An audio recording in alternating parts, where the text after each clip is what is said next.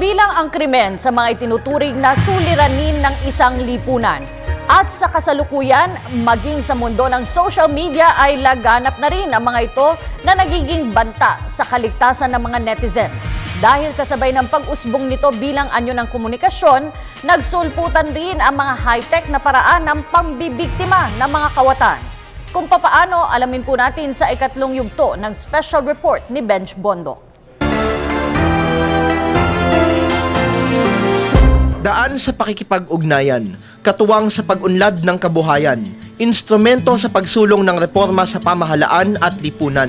Dahil sa modernisasyon, napakalapit na ng pagkakataon na makagamit ng internet bilang paraan ng komunikasyon.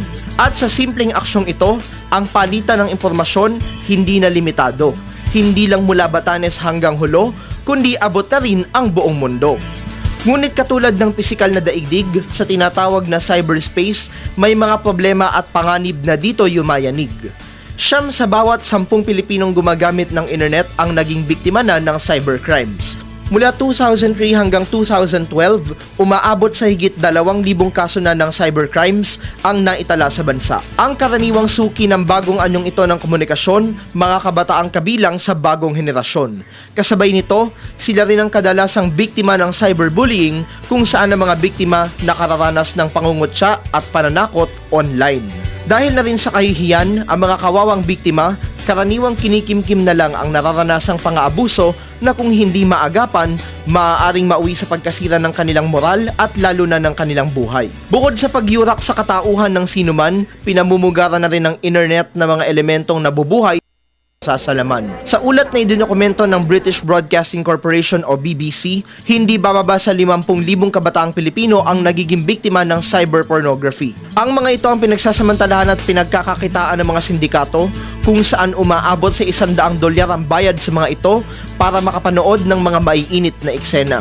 Ayon pa sa mga otoridad, nakapanlulumo ang kwento ng mga batang ito dahil kung minsan, mismong mga magulang nila ang nagtutulak sa kanila sa naturang mahalay na gawain.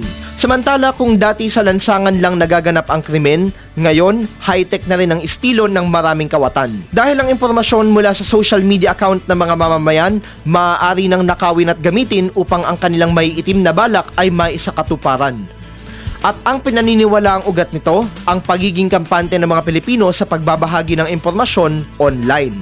Ipinapakita lamang na ang internet ay sumasalamin kahit sa limitadong paraan sa kalagayan ng ating lipunan.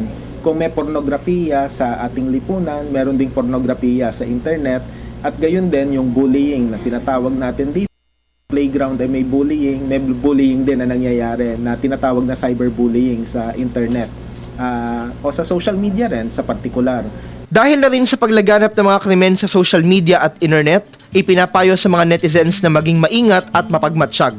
Paano nga ba natin poprotektahan ang ating sarili mula sa masasamang elemento sa cyberspace? Alamin sa ika-4 na bahagi ng special report na ito. Para sa Telebisyon ng Bayan, Benj Bondo.